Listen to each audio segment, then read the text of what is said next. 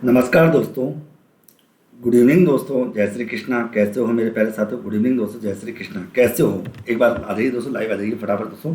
और आप लोग कमेंट करके बता दीजिए आप लोगों को मेरी आवाज़ सुनाई दे रही है नहीं दे रही दोस्तों। एक बार कमेंट करके बता दो दोस्तों, आपको आवाज़ सुनाई दे रही है? सभी लोग एक बार लाइव आ जाइए मित्रों। ओके,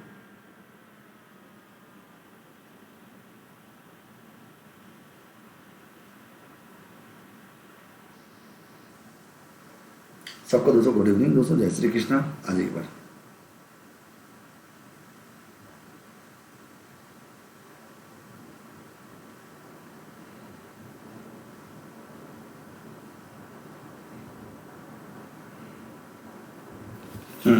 आ जाइए। तो दोस्तों अब रात को पढ़ने का मज़ा कैसा लग रहा है आप लोगों को? सबको वेरी वेरी गुड इवनिंग दोस्तों। Rajni good evening, Jyoti good evening, BL Meena good evening, Shankar Chauhan good evening, सबको वेरी वेरी गुड इवनिंग। देखिए देखिए मित्रों, मैं आपको पहले कुछ बातें बता देता हूँ। देखिए कि इस कक्षा में दो कैटेगरी के लोग हैं। इस कक्षा में एक तो वो विद्यार्थी है जो नेट जेआरएफ की तैयारी कर रहा है कॉमर्स सब्जेक्ट से, ओके। और एक वो विद्यार्थी है जो RS और SI की तैयारी कर रहा है इंडियन इकोनॉमिक को लेकर, ओके। ये दो तरह के, सर प्लीज आगे कोई बात नहीं, ठीक है। तो ये दो तरह के लोग आप लोगों के, आपके दो तरह के लोग इसमें बेंच के अंदर बैठे। मेरी बात को सुनना है सर, ओके। आगे नेट जेआरएफ के विद्यार्थियों के लिए ये टॉपिक उनकी यूनिट नंबर 1 में है। यूनिट नंबर जो 1 है उसमें ये टॉपिक है जिसका नाम है राजकोषीय नीति। राजकोषीय नीति, ओके। फिस्कल पॉलिसी के नाम से एक टॉपिक है दोस्तों, जिसके बारे में बात करूंगा। ये टॉपिक लगभग 5-6 दिन आपका चलेगा दोस्तों। क्यों? क्योंकि एक दिन का टॉपिक नहीं है, इसमें बहुत सारी बातें आपको बताने की होती है और मैं हर एक चीज़ को अच्छे तरह समझाता हूँ, ओके। और RS के अंदर दोस्तों आपके सिलेबस में 3 टॉपिक लिखे हुए हैं। एक तो लिखा हुआ है बजट निर्माण, एक तो आपका बजट निर्माण का टॉपिक लिखा हुआ है, एक आपके लोक वित्त का टॉपिक सिलेबस में लिखा हुआ है, और एक आप लोगों का राजकोषीय नीति के नाम से एक सिलेबस में टॉपिक लिखा हुआ है, ओके। तो ये तीनों टॉपिक इसी कक्षा में पूरे होंगे। मैं आपको बता दूं दोस्तों, RS की तैयारी और SI की तैयारी करने वाले विद्यार्थियों को बता दूं, आप लोगों को अब तक मैंने क्या क्या करा दिया।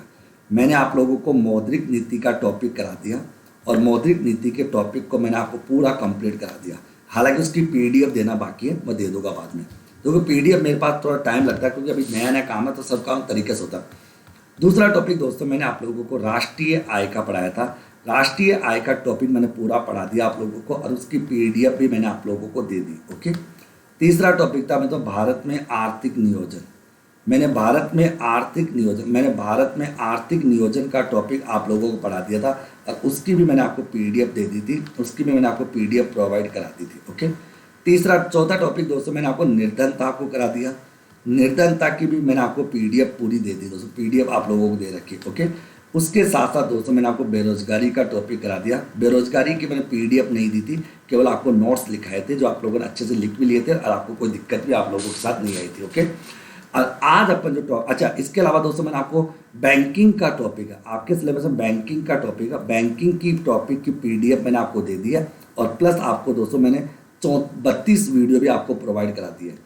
32 वीडियो भी आपको दे दी है, उनको आप ढंग से देख लेना। हाँ, एक हो जाना, बैंकिंग के वीडियो और PDF मैंने आपको दे दिया, और आप लोगों के लिए बैंकिंग के मैं 200 टोटल मिला के 200 प्रश्न आपको कराऊंगा दोस्तों। 200 प्रश्न कराऊंगा, यानी बैंकिंग के दोस्तों मैं टेस्ट आपका लूँगा दोस्तों। बैंकिंग का टेस्ट लूँगा, केवल 10 टेस्ट आपके लूँगा, जिसमें प्रत्येक टेस्ट में 20-20 प्रश्न रखूँगा, जिससे आपके बैंकिंग के टॉपिक का मैं रिवीजन करा दूंगा। कब से? मंडे से, ओके।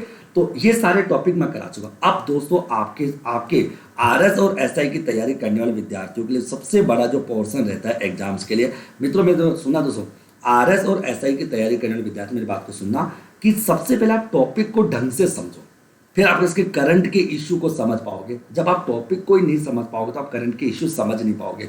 और नेट वाले विद्यार्थियों के लिए टॉपिक है राजकोषीय नीति, जो तुम्हारे यूनिट नंबर 1 से है, ओके। क्योंकि मित्रों सुनना मित्रों, क्योंकि समझना जरूरी है। हालांकि दोस्तों तुम नेट जेआरएफ के विद्यार्थी, जब आप लोग अपने वीडियो को देखोगे वहां पर इसका 33 नंबर वीडियो दिखेगा। हालांकि 33 नंबर नहीं है, तुम्हारे अकॉर्डिंग 18 या 19 नंबर ही है, ठीक है ना। वो मैं चेंज कर दूंगा, टेंशन मत लेना, ओके। क्योंकि कुछ तो 33 नंबर के हिसाब से तो इनके लिए, क्यों? क्योंकि आपके ना तो दोस्तों ना तो आपके राष्ट्रीय टॉपिक में, ना आर्थिक नियोजन टॉपिक में, ना निर्धनता, ना बेरोजगारी के टॉपिक आपके सिलेबस में नहीं है। तो ऑब्वियस बात है जो जो टॉपिक कॉमन होगा मैं उसकी क्लासें आप लोगों के सामने लगाते जाऊंगा। तो मेरी बात सबको समझ में आ गई क्या?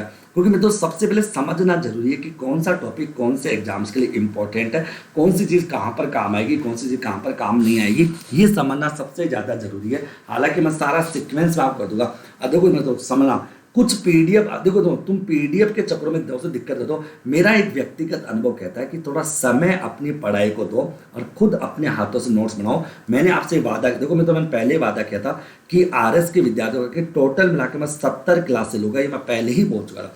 क्योंकि इकोनॉमिक्स के लिए मेरे को 70 घंटे चाहिए होते ढंग से पढ़ाने के लिए, लिखा लिखा के पढ़ाने के लिए। और अभी ये 33 नंबर की कक्षा है दोस्तों, अभी तो 33 नंबर की कक्षा है। तब जाके इंडियन इकोनॉमिक्स पूरा अगर समझना चाहते हो इसके एक एक तो 33 कक्षाएं आप लोगों के लिए जरूरी होती है मित्रों के आगे। क्लियर?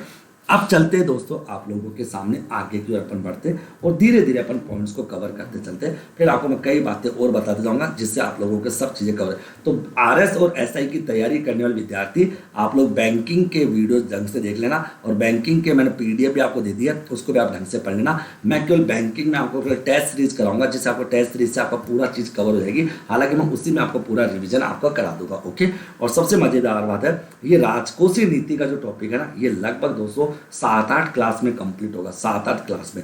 हालांकि 7-8 क्लास में लूंगा 3 दिन के अंदर पूरा कर दूंगा, यानी मंडे संडे तक इस टॉपिक को पूरा करा दूंगा। संडे तक ये टॉपिक पूरा कवर हो जाएगा। क्योंकि जैसे ये टॉपिक देखो, ये टॉपिक अकेला नहीं है, इसमें आपका बजट निर्माण का भी टॉपिक है, इसमें आपकी लोक वित्त का भी, और इसमें राजकोषीय नीति का भी टॉपिक है।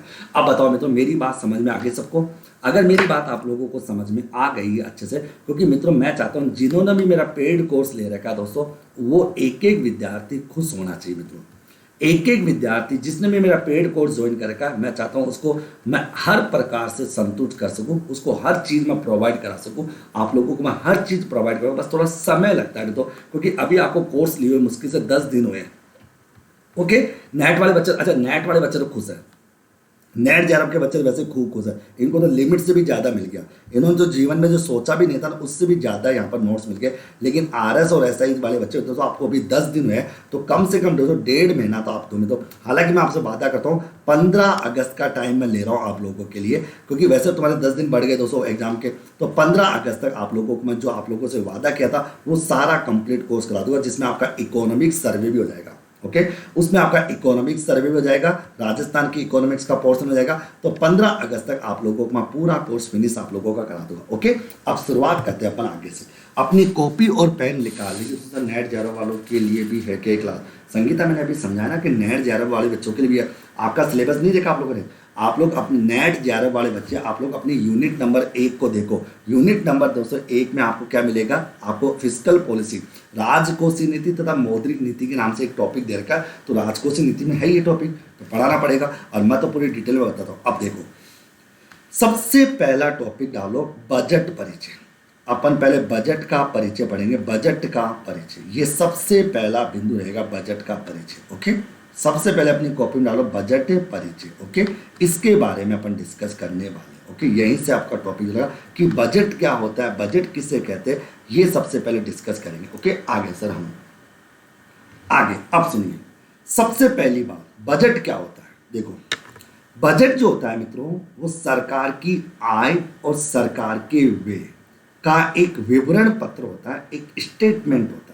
ओके, तो बजट जो होता है मित्रों, मैं इसको ऐसे कह दूं, इसका जो पहला बिंदु अगर मैं बताऊं तो मैं कह सकता हूं कि बजट, आप लोग अपनी कॉपी लिखना, बजट सरकार की, मैंने कहा जो बजट सरकार की आय तथा व्यय, सरकार की आय तथा व्यय का एक विवरण पत्र होता है। एक क्या होता है? विवरण पत्र होता है।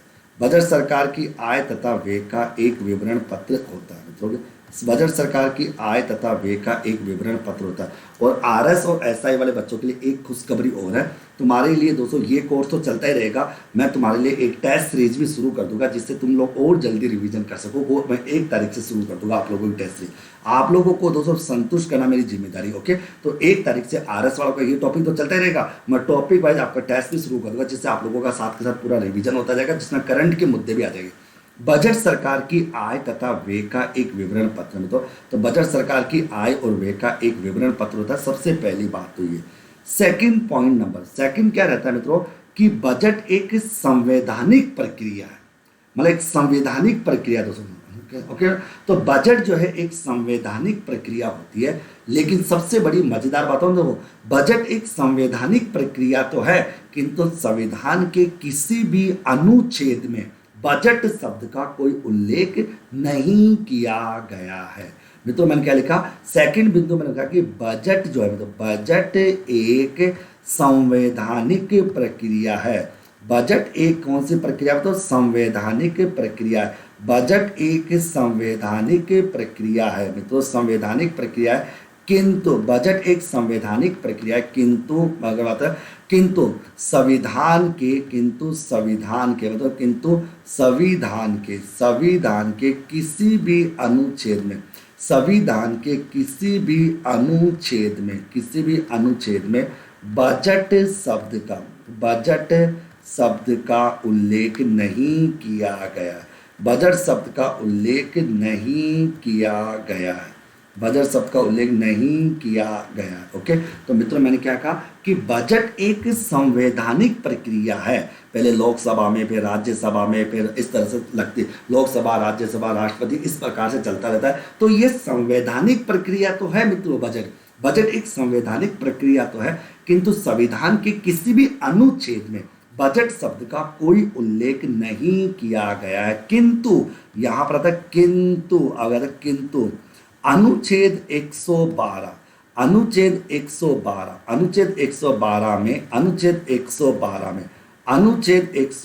में केंद्र सरकार के अनुच्छेद 112 में केंद्र सरकार के वित्तीय विवरणों का उल्लेख किया गया है। अनुच्छेद 112 में केंद्र सरकार के किसके वित्तीय विवरणों का उल्लेख किया गया है, वित्तीय विवरणों का उल्लेख किया गया है मित्रों, क्योंकि मित्रों उल्लेख किया गया, वित्तीय विवरणों का मतलब होता है आय और व्यय का विवरण पत्र। तो अनुच्छेद 112 में केंद्र सरकार के वित्तीय विवरणों का उल्लेख किया गया है, तथा अनुच्छेद 202 में किसका उल्लेख किया गया, राज्य सरकार के स्टेट गवर्नमेंट के वित्तीय विवरणों का उल्लेख किया गया। ओके, वित्तीय विवरणों का उल्लेख किया गया है। ओके, उल्लेख किया गया। अब देखो मैंने आपको दूसरा पॉइंट क्या लिखा है, तो किया गया, मैंने ये कहा किया गया, मैंने ये समझाया मित्रों कि बजट एक संवैधानिक प्रक्रिया है, क्योंकि संविधान के अकॉर्डिंग चलती है मित्रों, लोकसभा, राज्यसभा, संसद इस प्रकार से चलती रहती है मित्रों। लेकिन संविधान का कोई भी ऐसा आर्टिकल नहीं है, संविधान का ऐसा कोई भी अनुच्छेद नहीं है जहां पर बजट शब्द का प्रयोग किया गया, बल्कि बजट शब्द के स्थान पर किसका प्रयोग किया गया है, वित्तीय विवरणों का उल्लेख किया गया, जिसमें अनुच्छेद 112 में केंद्र सरकार के वित्तीय विवरणों का उल्लेख किया गया और अनुच्छेद नंबर 202 में राज्य सरकार के वित्तीय विवरणों का उल्लेख किया गया। अनुच्छेद 112 केंद्र सरकार के वित्तीय विवरणों के बारे में बात करता है और अनुच्छेद नंबर 202 राज्य सरकार के वित्तीय विवरणों का उल्लेख करता है। ओके मित्रों, और देखो बजट भी क्या है, सरकार का एक वित्तीय विवरण ही होता है। बजट सरकार का एक वित्तीय विवरण होता है जिसमें सरकार की आय तथा व्ययों को दर्शाया जाता है कि सरकार को कहां कहां से इनकम मिलेगी और सरकार उस इनकम को कहां कहां पर खर्च करेगी। तो मैंने पहला बिंदु जो बताया कि बजट सरकार की आय और व्यय का एक विवरण पड़ता है, अर्थात बजट सरकार का एक वित्तीय विवरण है, ये कह सकते हो। अर्थात बजट सरकार का क्या है, वित्तीय विवरण है, क्योंकि वित्तीय विवरण में दो प्रकार की चीजों को शामिल किया जाता है, एक आय को और एक व्यय को। मैंने दूसरा पॉइंट आपको लिखा है कि बजट एक संवैधानिक प्रक्रिया है। बजट एक संवैधानिक प्रक्रिया है मतलब बजट एक संवैधानिक प्रक्रिया होती है, किंतु संविधान के किसी भी अनुच्छेद के अंतर्गत बजट शब्द का कहीं पर भी कोई उल्लेख नहीं किया गया, यानी बजट शब्द को लेकर कोई भी प्रोविजन कहीं नहीं डाला गया। जबकि अनुच्छेद नंबर 112 में केंद्र सरकार के वित्तीय विवरणों का उल्लेख किया गया और अनुच्छेद नंबर 202 में राज्य सरकार के किसके में तो स्टेट गवर्नमेंट के राज्य सरकार के वित्तीय विवरणों का उल्लेख किया गया है। दो पॉइंट आप लोगों को समझ में आ गए। ओके, चलिए मैं तो तीसरा पॉइंट, अब मैं तीसरा बिंदु समझाता हूँ। तीसरा देखो, बजट में सरकार क्या करती है, 3 वर्षों को शामिल करती है। बजट में सरकार 3 वर्षों की आय और व्ययों का विवरण पत्र प्रस्तुत करती है। ओके, मैं लिख दूं बजट में, पहले मैं लिख लेता हूँ, फिर समझाता हूँ कि बजट में सरकार, देखो अपने हाथों से नोट्स बनाओगे तो तुमको और मेरे को दोनों को बड़ा मजा आएगा और अपनी क्लास अब आपको अच्छी चलेगी दोस्तों, पूरा कोर्स। तो बजट में सरकार जो होती है तो 3 वर्षों के, मतलब बजट में सरकार 3 वर्षों से संबंधित, बजट में सरकार 3 वर्षों से संबंधित आय,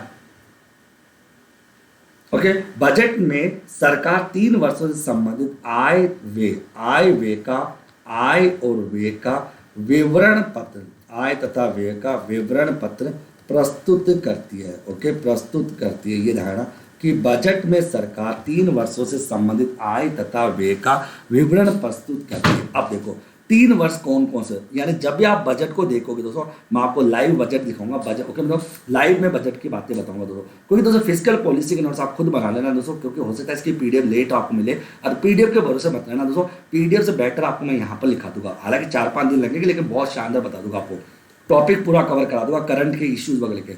देखो बजट में सरकार 3 वर्षों के आय और व्यय को शामिल करती है। 3 वर्ष कौन कौन से, सबसे पहला तो होता है मित्रों, एक होता है पिछले वर्ष के, एक होता है पिछले वर्ष के वास्तविक आय व्यय, ओके, पिछले वर्ष के वास्तविक आय और व्यय, पिछले वर्ष के वास्तविक आय और व्यय।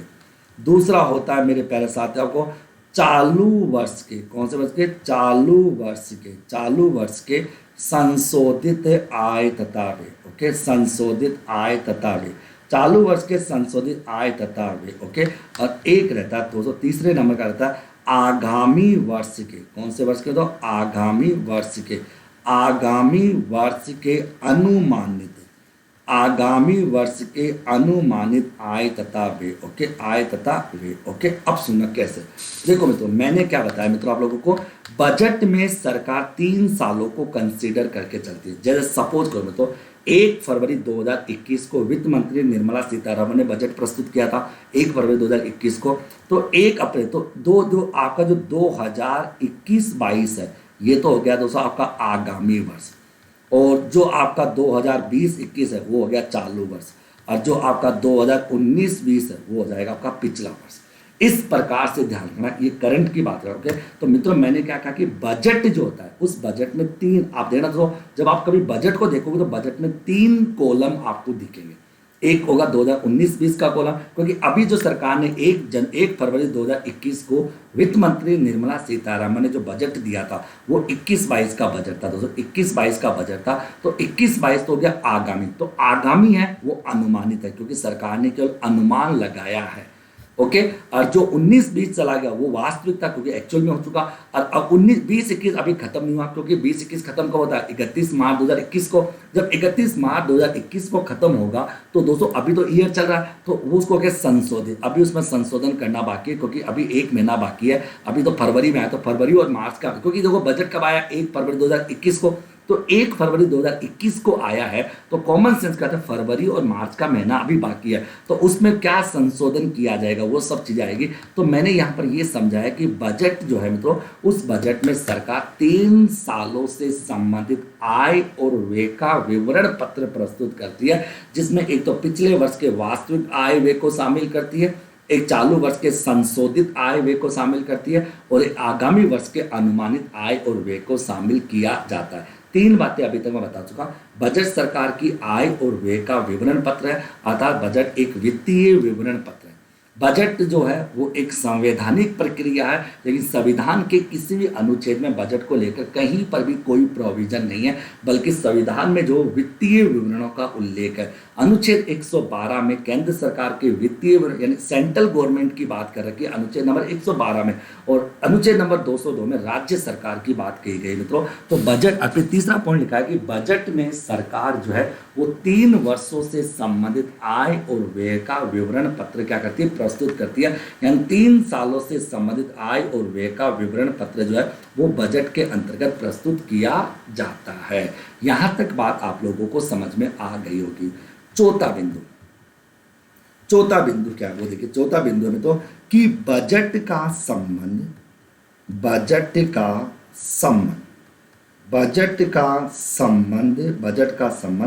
एक वित्तीय वर्ष से, बजट का संबंध एक वित्तीय वर्ष से होता है। यानी बजट का संबंध एक वित्तीय वर्ष से होता है जो जो 1 अप्रैल से 31 मार्च तक होता है, जो 1 अप्रैल से 31 मार्च तक होता है मित्रों।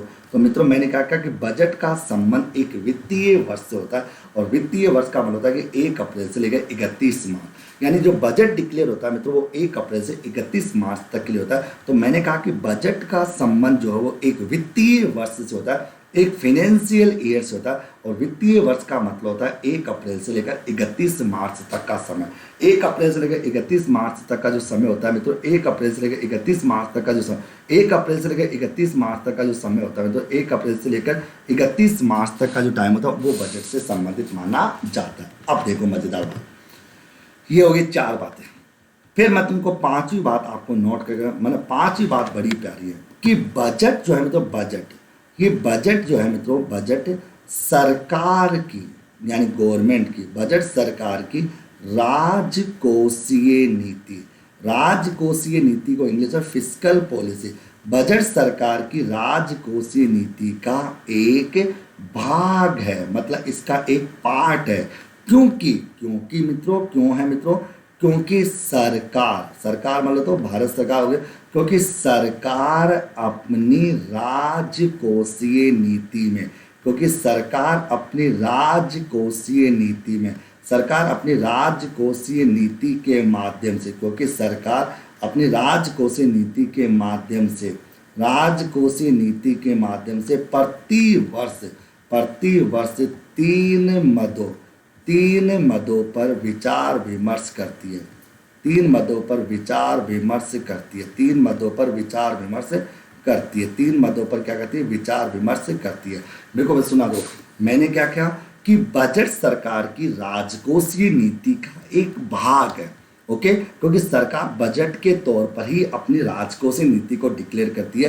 क्योंकि अब देखो राजकोषीय नीति में 3 बातें कौन कौन सी, सबसे पहली बात है सार्वजनिक आय, सबसे पहला पॉइंट आएगा सार्वजनिक आय, यानी सबसे पहले सार्वजनिक आय की बात करते हैं। दूसरा पॉइंट है सार्वजनिक व्यय, दूसरा पॉइंट है आपका सार्वजनिक व्यय, ओके, सार्वजनिक व्यय अपना जाएगा। और तीसरा पॉइंट है आपका सार्वजनिक ऋण हो जाए, सार्वजनिक ऋण आपके सामने आ जाएगा, सार्वजनिक ऋण की बात अपन यहाँ पर करेंगे, ओके।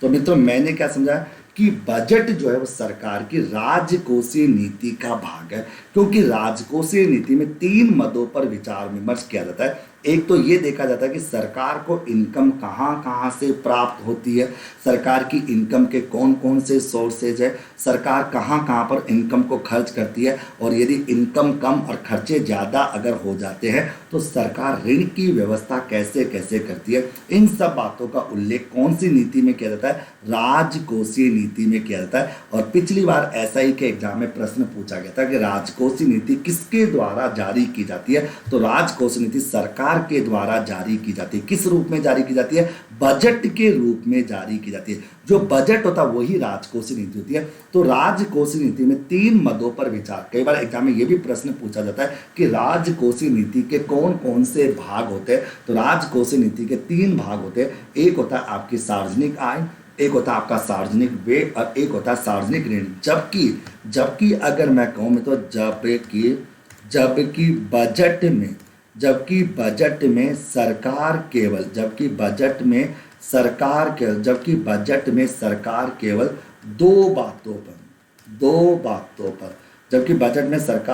2 बातों पर विचार विमर्श करती है, जबकि बजट में सरकार केवल 2 बातों पर विचार विमर्श करती है, ओके।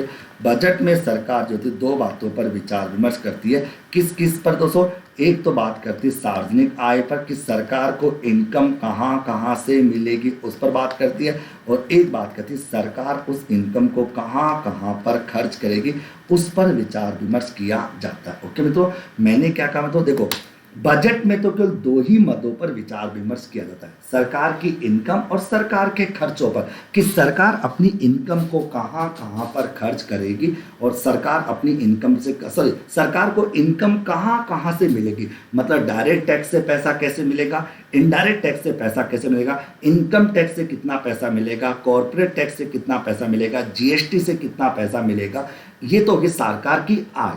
फिर उसको सरकार अपनी आय को कहाँ कहाँ खर्च करेगी, मतलब रेवेन्यू एक्सपेंडिचर कितने होंगे, कैपिटल एक्सपेंडिचर कितने होंगे, डेवलपिंग एक्सपेंडिचर कितने होंगे, ये सब बातें। तो बजट में तो केवल सरकार दो ही बातों पर विचार विमर्श करती है, लेकिन राजकोषीय नीति के तीन भाग होते हैं। एक होती है सरकार की इनकम, एक होता है सरकार के खर्चे, और एक होता है सरकार का ऋण मित्रों। ओके मित्रों, तो बताओ मित्रों, बजट बड़ा है कि राजकोषीय नीति बड़ी है? तो राजकोषीय नीति बड़ी है। क्यों? क्योंकि राजकोषीय नीति में तीन मदों पर विचार विमर्श होता है, जबकि बजट में तो केवल दो ही मदों पर विचार विमर्श होता है। बजट में केवल सरकार की आय और सरकार के व्ययों का ही उल्लेख किया जाता है, जबकि राजकोषीय नीति में सरकार की आय तथा सरकार की व्ययों के साथ साथ सरकार कौन कौन सी जगह से ऋण प्राप्त करेगी, सरकार के लोन प्राप्त करने के तरीके क्या होंगे, इस पर भी विचार विमर्श किया जाता है। यहां तक बात आप लोगों को समझ में आ गई होगी। ये हो गया पांचवा पॉइंट। ओके, थम्स अप करते जाओ तो फिर आता है छठे नंबर का बिंदु। छठे नंबर का बिंदु बड़ा प्यारा है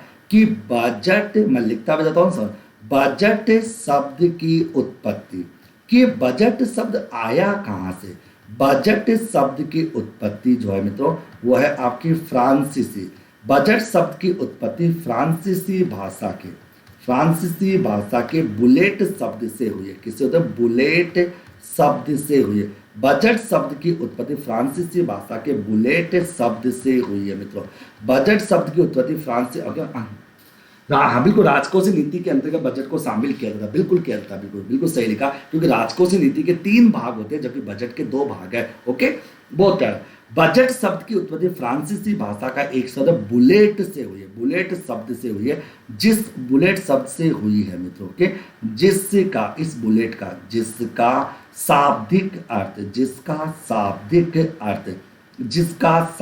अर्थ है चमड़े का छोटा थैला। चमड़े का, इस बुलेट का मतलब चमड़े का छोटा थैला, इसका शाब्दिक चमड़े का छोटा थैला मित्रों, जिसको अपन जादू का पिटारा भी कहते हैं। क्या कहते हैं? जादू का, इसको अपन जादू का पिटारा भी कहते हैं। ये जादू का पिटारा भी कहलाता है। ओके, इसको कहा जादू का पिटारा। ओके, तो मित्रों मैंने क्या कहा कि बजट शब्द वो फ्रांसीसी भाषा का एक शब्द बुलेट है। उस बुलेट शब्द से बजट शब्द की उत्पत्ति, जादू, चमड़े का छोटा थैला या जादू का पिटारा।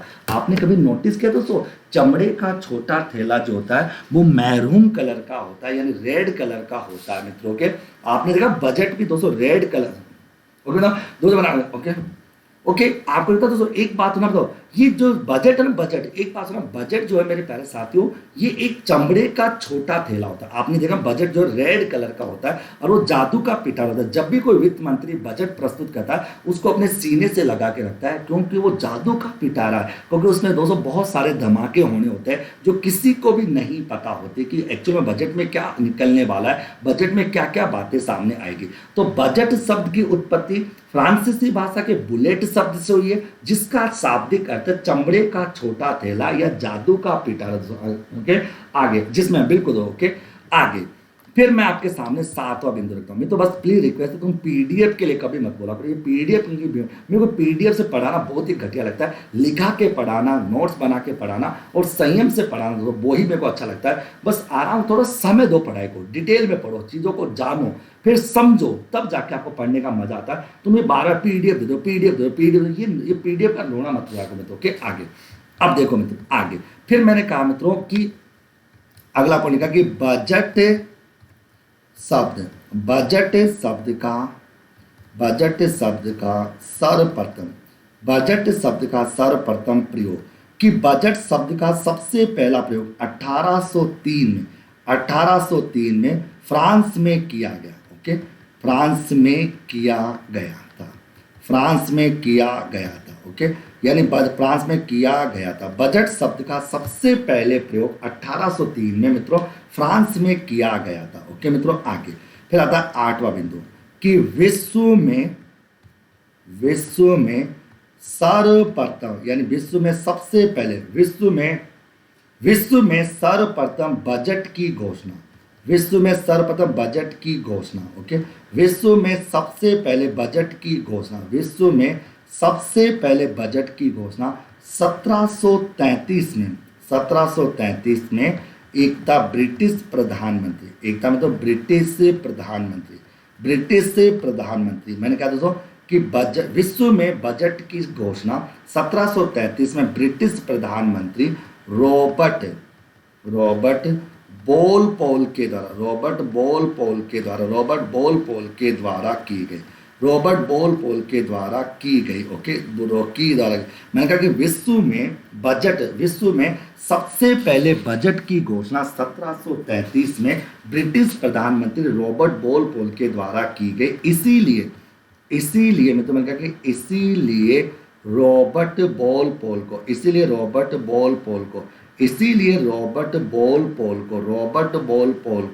विश्व स्तर पर, कौन से, तो विश्व स्तर पर बजट प्रणाली का जनक माना जाता है। बजट प्रणाली का जनक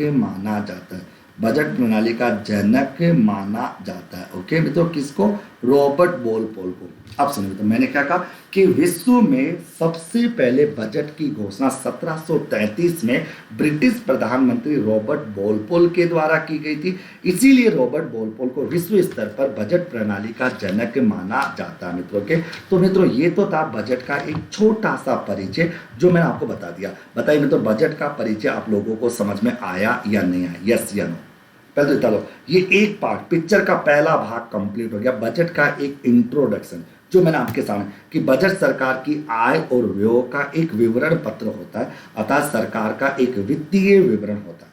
बजट एक संवैधानिक प्रक्रिया होती है, किंतु संविधान के किसी भी अनुच्छेद में बजट शब्द का कहीं पर भी कोई उल्लेख नहीं किया गया है। किंतु अनुच्छेद नंबर 112 में केंद्र सरकार के वित्तीय विवरणों का उल्लेख किया गया और अनुच्छेद नंबर 202 में राज्य सरकार के वित्तीय विवरणों का उल्लेख किया गया। ओके, बजट में सरकार 3 सालों से संबंधित आय और व्यय का विवरण पत्र प्रस्तुत करती है, जिसमें पिछले वर्ष के वास्तविक आय और व्यय को दर्शाया जाता है, चालू वर्ष के संशोधित आय और व्यय के बारे में बात की जाती है। तो क्या आगे, और आगामी वर्ष के अनुमानित आय और व्यय के बारे में बात की जाती है। बजट का संबंध एक वित्तीय वर्ष से होता है जो 1 अप्रैल से लेकर 31 मार्च तक होता है मित्रों के।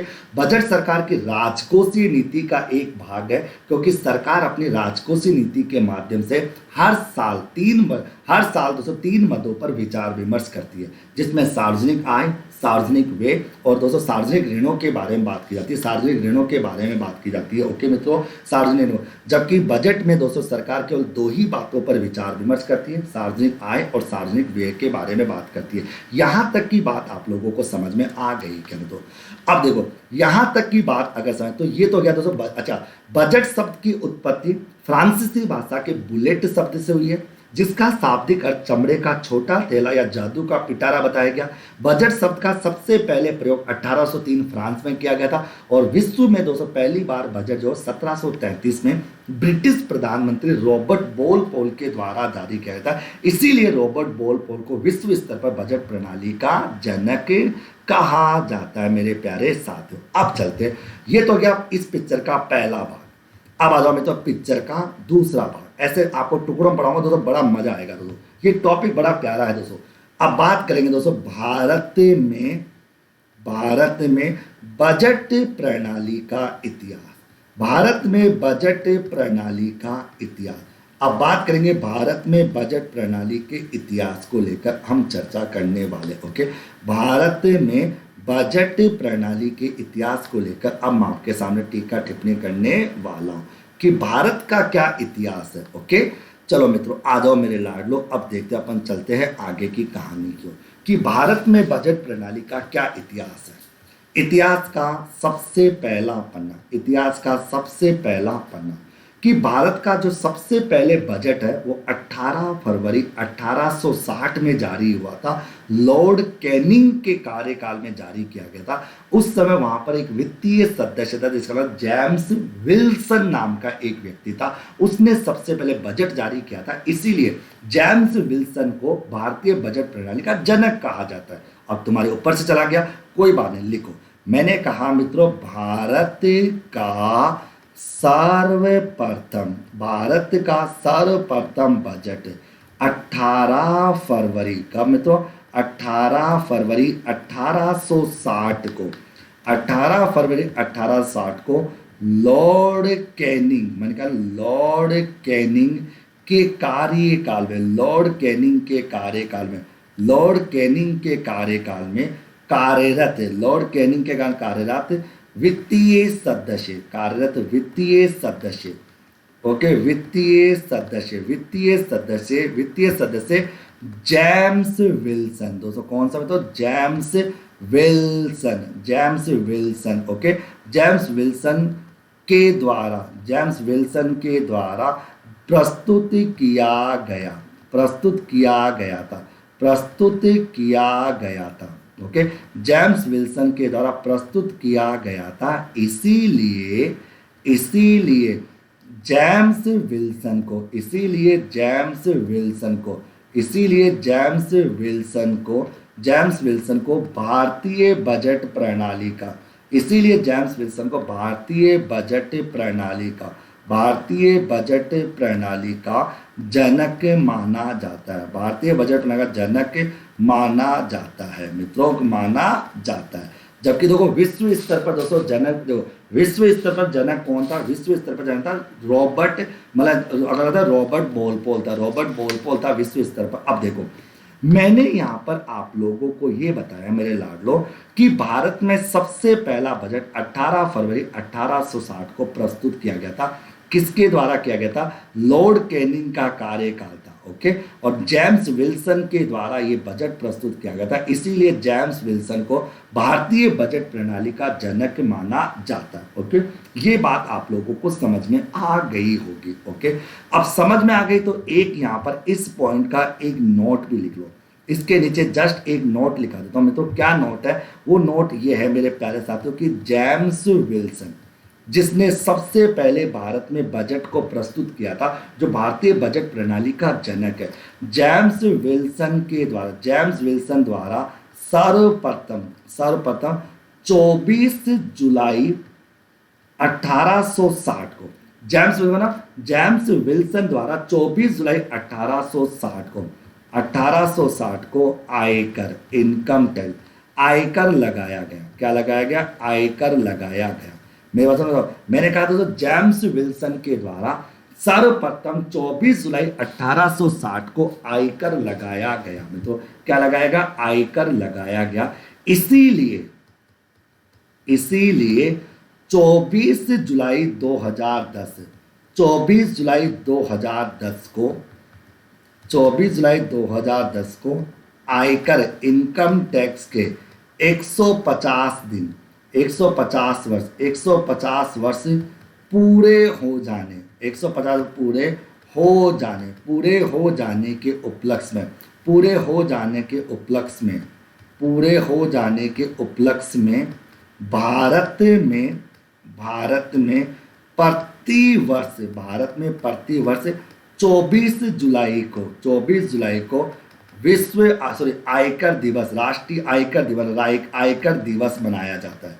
इनकम टैक्स डे मनाया जाता है, आयकर दिवस मनाया जाता है। तो आयकर दिवस कब मनाया जाता है? 24 जुलाई को मनाया जाता है, ओके मित्रों। क्यों? क्योंकि 24 जुलाई 2010 को इनकम टैक्स को 150 वर्ष पूरे हो गए थे, इसीलिए दोस्तों 24 जुलाई को दोस्तों आयकर दिवस मनाया जाता है। मित्रों मेरी बात को और सुनना मित्रों, कई बार अपने सामने कोई बात आ जाए, ये 24 जुलाई दोस्तों बड़ी ही खतरनाक चीज है मित्रों। 24 जुलाई भारत के इतिहास में इकोनॉमिक्स के लिए बहुत ज़्यादा इंपॉर्टेंट है, क्योंकि 24 जुलाई 1991 में क्या हुआ था मित्रों? एलपीजी, ओके, एलपीजी आया था। यानी दोस्तों भारत में आर्थिक सुधारों का शुभारंभ किया गया था। याद है दोस्तों आप लोगों को? नहीं याद है कोई बात नहीं, मैं पढ़ाऊंगा। भारत में आर्थिक सुधारों का शुभारंभ किया गया था, यानी भारत में आर्थिक सुधारों का क्या किया गया था? शुभारंभ किया गया था 24 जुलाई 1991 में डॉक्टर मनमोहन सिंह के द्वारा। और 24 जुलाई 2010 में, 24 जुलाई 2010 पहली बार प्रथम आयकर दिवस मनाया गया, प्रथम आयकर दिवस मनाया गया। तो ये 224 जुलाई बड़ी ही डेंजर चीज है। तो मित्रों मैंने यहाँ पे देखो मैं आपको दोस्तों राजकोषीय नीति, बजट निर्माण या लोक वित्त का जो टॉपिक है उसका जो सेकंड पैराग्राफ है, सेकंड एपिसोड आपको बता रहा हूं, जिसका नाम है भारत में बजट प्रणाली का इतिहास। तो मैंने बताया कि भारत का सबसे पहला बजट 18 फरवरी 1860 को लॉर्ड कैनिंग के कार्यकाल में कार्यरत एक व्यक्ति था, जिसका नाम था दोस्तों जेम्स विल्सन। जेम्स विल्सन के द्वारा ये बजट प्रस्तुत किया गया था। इसीलिए जेम्स विल्सन को भारतीय बजट प्रणाली का जनक माना जाता है मित्रों। जेम्स विल्सन के द्वारा सबसे पहले 24 जुलाई 1860 को आयकर लगाया गया था। इसीलिए 24 जुलाई 2010 को आयकर के 150 वर्ष पूरे हो जाने के उपलक्ष्य में भारत सरकार ने प्रति वर्ष 24 जुलाई को आयकर दिवस के रूप में मनाने की घोषणा की। बताइए मित्रों, ये पहला बिंदु समझ में आया या नहीं आया?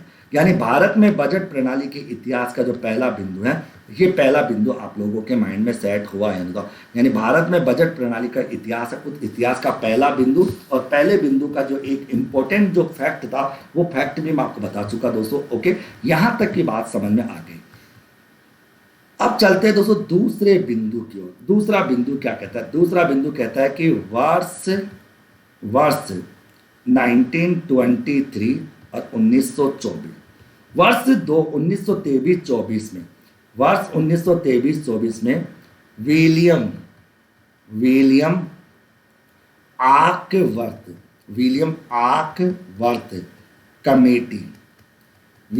आकवर्थ कमेटी की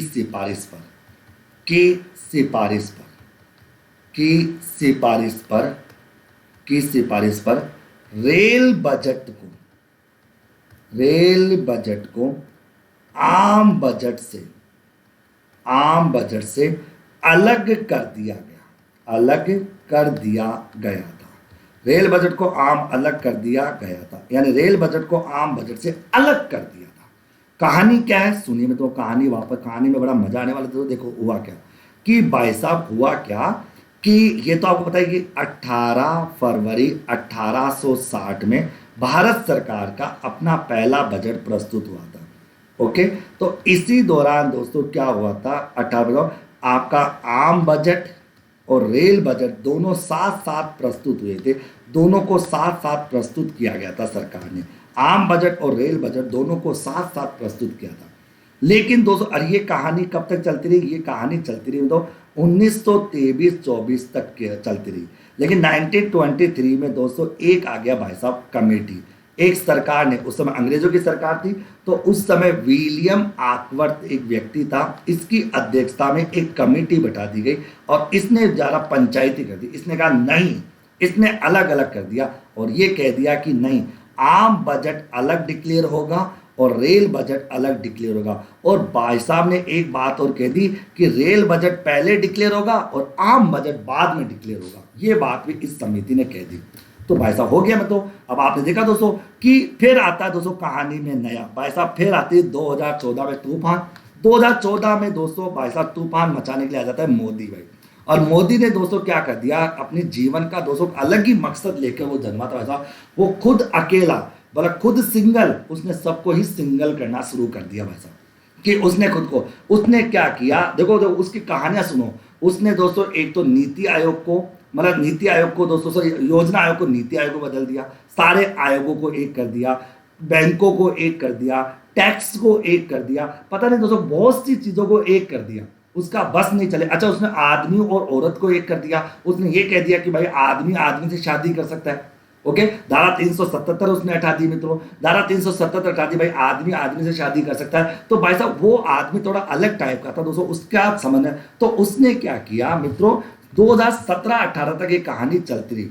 तो 2017-18 तक क्या हुआ कि ये दोनों बजट अलग अलग आते थे, लेकिन तूफान मचाने के लिए दोस्तों एक कमेटी बनी। उस कमेटी का नाम था विवेक देवराय समिति। उस कमेटी का नाम क्या था, विवेक देवराय समिति। तो भाई साहब विवेक देवराय जो नीति आयोग का मेंबर था मित्रों, ओके, तो विवेक देवराय समिति ने क्या कहा, नहीं ये सारा काम गलत है। सरकार देखो, जब रेल बजट आम बजट का हिस्सा है, जब रेल बजट आम बजट का हिस्सा है, तो सरकार इसको बार बार डिक्लेयर क्यों कर रही है। जैसे सपोज करो राजकोषीय नीति एबीएसटी वाले बच्चों के लिए भी इंपॉर्टेंट है, जूनियर अकाउंटेंट वाले बच्चों के लिए भी इंपॉर्टेंट है, नेट वाले बच्चों के लिए भी इंपॉर्टेंट है, आरएस वाले बच्चों के लिए भी इंपॉर्टेंट है। तो मुकेश सर तू इसको अलग अलग क्यों पढ़ा रहा है, तू अपना समय, अपना टाइम, अपना नेट का रिचार्ज क्यों खराब कर रहा है, तू सबको एक साथ भी तो पढ़ा सकता है। बात तो सही है भाई, मोदी जी की बात तो सही है। तो विवेक देवराय समिति ने कहा कि जब रेल बजट आम बजट का ही हिस्सा है तो वापस से इनको एक कर दिया और आम बजट और रेल बजट वापस से क्या हो गए, दोनों भाई वापस से जुड़ गए। कब दोस्तों, 2017-18 के बजट में दोनों को वापस जोड़ दिया गया मित्रों, और दोनों वापस से जुड़ गए। ओके मित्रों। अच्छा दोस्तों, अब बात करते हैं तो दोनों आपस में जुड़ गए, ये बात समझ में आ गई क्या? तो मैंने आपको सेकंड पॉइंट लिखाया था कि 1923-24 तक तो क्या था, रेल बजट और आम बजट दोनों साथ साथ आते थे, लेकिन कमेटी बेटी कौन सी, विलियम आकवर्थ कमेटी, और उसने रेल बजट को आम बजट से अलग कर दिया और सरकार को कहा कि रेल बजट जो है वो अलग प्रस्तुत होना चाहिए और आम बजट अलग प्रस्तुत होना चाहिए। बात समझ में आई या नहीं मित्रों, यस या नो? अब सुनो, तो इसके पीछे भी एक नोट है, वो नोट मैं आपको जरूर लिखाना चाहूंगा मित्रों। तो देखो, नोट डाल के लिख लीजिए। तो नोट डाल के सेकंड पॉइंट का नोट देना, पॉइंट नहीं अलग से, कहानी को सुनना पड़ो। दो नोट्स बनाते समय ध्यान रखना, तभी तो करो। दोस्तों पीडीएफ के भरोसे रहोगे तो समझ में नहीं आएगा। दोस्तों ये पीडीएफ मेरे को भी समझ नहीं आती तो तुमको कहां से समझ आएगी? मेरे नोट्स ही बड़े मजेदार है, ये नोट्स ही मेरी ताकत है मेरे पैर। अब देखो, तो मैंने कहा मित्रों कि 1 फरवरी 2017 को 1 फरवरी 2017 को केंद्रीय बजट 2017-18 की घोषणा करते समय, ओके, घोषणा करते समय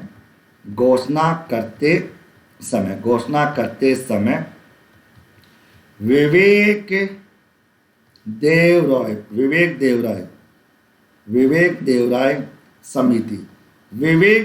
समिति की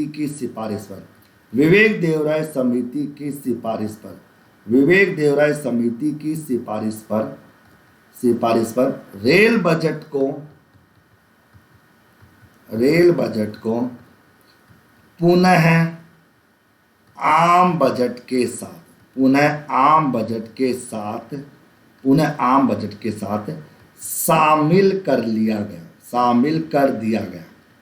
शामिल कर दिया गया। ओके, जिसके मुख्य कारण बताए गए, जिसके निम्न मुख्य कारण बताए गए थे। ओके, अब वो क्या कारण बता रहा हूं। तो देखो, मैंने क्या कहा मित्रों कि 1 फरवरी 2017 को केंद्रीय बजट 2017-18 की घोषणा करते समय विवेक देवराय समिति की सिफारिश पर रेल बजट को पुनः आम बजट के साथ शामिल कर लिया गया। ओके, जिसके 200 निम्न मुख्य कारण बताए गए। अब उसके क्या क्या कारण बताए गए वो भी ध्यान कि इसके पीछे क्या क्या कारण थे। तो इसके पीछे दोस्तों एक ही बड़ा कारण था। वो क्या कारण था वो आपको लिखा रहा हूं दोस्तों। उसके पीछे क्या कारण था कि रेल बजट आम बजट का भाग होने के कारण रेल बजट आम बजट का भाग होने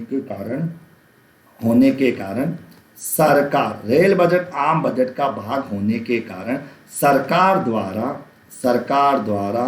इसे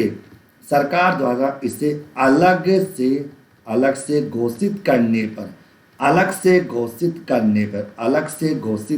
पर सरकार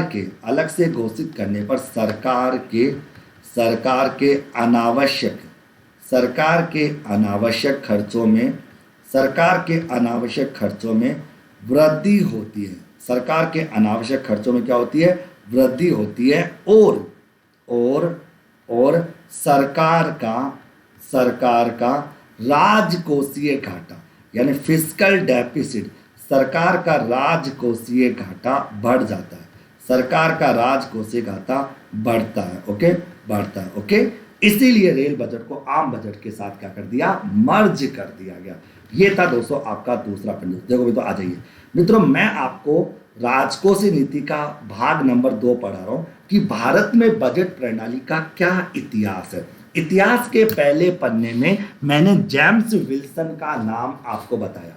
और इतिहास के दूसरे पन्ने में मैंने विलियम आकवर्थ कमेटी और विवेक देवराय कमेटी के बारे में बताया कि विलियम आकवर्थ कमेटी ने तो 1923-24 में रेल बजट को आम बजट से अलग कर दिया था मेरे प्यारे साथियों, लेकिन विवेक देवराय समिति ने रेल बजट को पुनः आम बजट के साथ मर्ज कर दिया गया। तो मेरी बात आप लोगों को समझ में आ रही होगी जो मैं आपको समझाने का प्रयास कर रहा हूं मित्रों के आगे।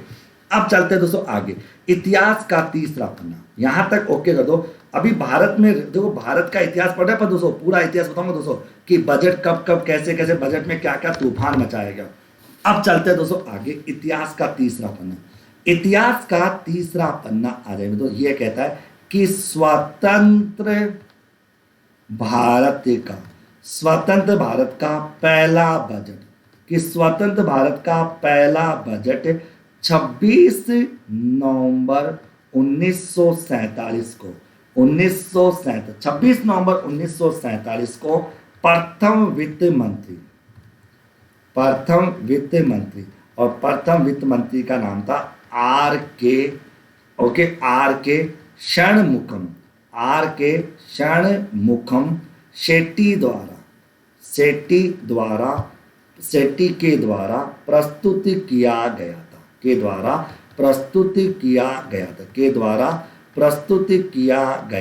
ये लो भाई साहब, दूसरा पॉइंट आपका कंप्लीट।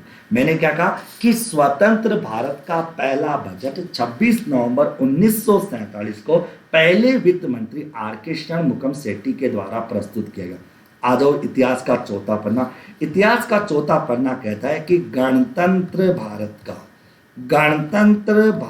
का प्रथम बजट, गणतंत्र भारत का पहला बजट, गणतंत्र भारत का प्रथम बजट वर्ष 1950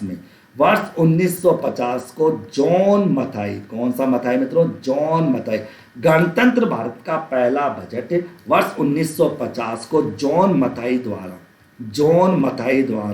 प्रस्तुत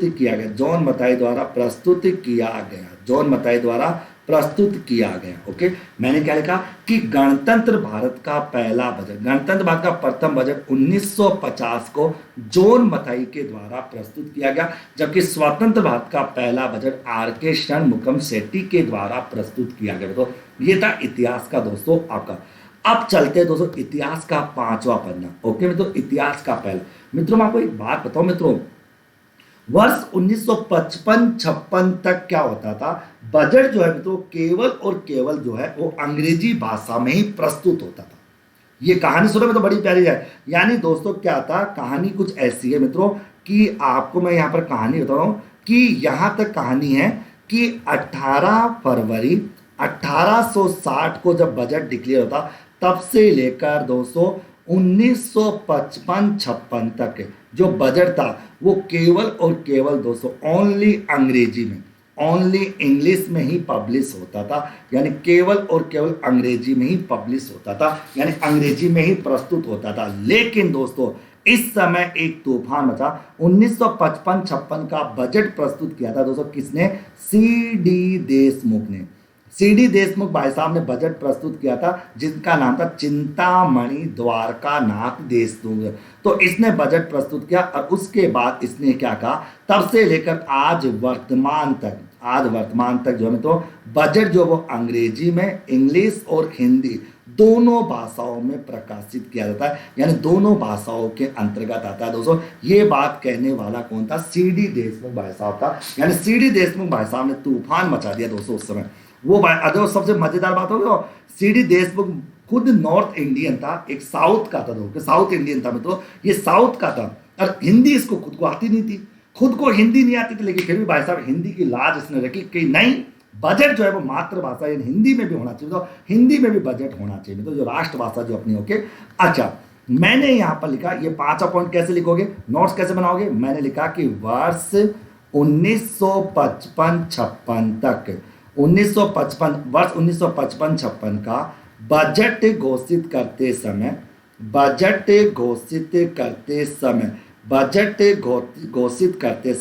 सी.डी. देशमुख मैंने कहा दोस्तों वर्ष 1955-56 का बजट घोषित करते समय सी.डी.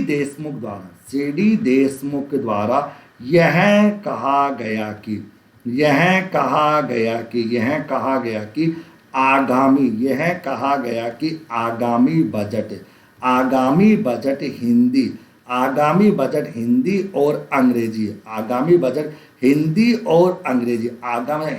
और अंग्रेजी दोनों भाषाओं में प्रस्तुत किए जाएंगे ये बात किए जाएंगे। ओके, दोनों भाषाओं में प्रस्तुत किए जाएंगे। ये बात किसने कही? सीडी देशमुख ने कही। कब कही? 1955-56 के बजट को प्रस्तुत करते समय। मैं वापस बता दूं, देखो 1955-56 तक क्या होता था कि 18 फरवरी 1860 से लेकर 1955-56 तक भारत का जो बजट आता था वो केवल और केवल अंग्रेजी में आता था दोस्तों, केवल और केवल अंग्रेजी में पब्लिश होता था। लेकिन 1955-56 का बजट प्रस्तुत करते समय सीडी देशमुख भाई साहब ने क्या कहा कि बजट जो है हिंदी और अंग्रेजी दोनों भाषाओं में प्रस्तुत होना चाहिए, और उसकी बात को माना। और 1955-56 से लेकर आज तक दोस्तों भारत में बजट की 2 प्रतिलिपियां होती है, एक हिंदी में होती है और एक अंग्रेजी में होती है। आप चाहो दोस्तों कभी भी वित्त मंत्रालय की साइट पर जाकर देख लेना, आपको बजट की 2 कॉपियां मिलेगी, हिंदी और अंग्रेजी में। आप डाउनलोड कर सकते हो, हिंदी में भी उसका प्रिंट आउट निकाल सकते हो और इंग्लिश में भी उसका प्रिंट आउट निकाल सकते हो। ये था आपका पॉइंट नंबर 5। आ रहा मजा दोस्तों? भाई मजा आ रहा है? थके तो नहीं ना दोस्तों? रात का 1 बज रहा है दोस्तों, अभी तो रात के 1 बजे 1:30 बजे तक क्लास चलेंगे अपन दोस्तों। आज ये भारत में बजट प्रणाली का इतिहास बताऊंगा मित्रों, बस लिख के पढ़ा करो, बड़ा मजा आता है। आज लग रहा है दोस्तों मेरे को जैसे मैं ऑफलाइन में पढ़ा रहा हूँ, एक अलग ही फीलिंग आती है दोस्तों। लिखा कर पढ़ाना, बोल कर पढ़ाना, एक अलग ही फीलिंग आती है। क्या पीपीटी को रीड करना, पीपीटी की जरूरत दोस्तों कब होती है? जब आपको कभी मतलब हर बार पीपीटी की जरूरत नहीं होती, कई बार पीपीटी की जरूरत होती, कई बार नहीं होती। और अभी मैं मंडे से तुम्हारे लिए टेस्ट सीरीज और शुरू करूँगा। एसआई के बच्चे परेशान होता, मंडे से तुम्हारे लिए मैं दोस्तों एसआई के लिए टेस्ट सीरीज शुरू कर रहा हूँ, जिसमें मैं आपको इकोनॉमिक्स सर्वे और इकोनॉमिक्स की चीजें भी और बताऊंगा। ओके, क्योंकि मैं अपने वादे को पूरा करने का पूरा प्रयास करता रहूंगा मित्रों। ओके, अब देखो ऐसा कि अब कहानी ये है मित्रों कि आप लोगों का सबसे बड़ी बात है मित्रों, देखो मैं आपको एक बड़ी मजेदार बात बताऊं। अब कहानी को और सुनो, तो कहानी को क्या सुनोगे कि आपको पता दोस्तों कि 18 फरवरी 1860 को बजट आया नहीं आया मित्रों, पहला बजट।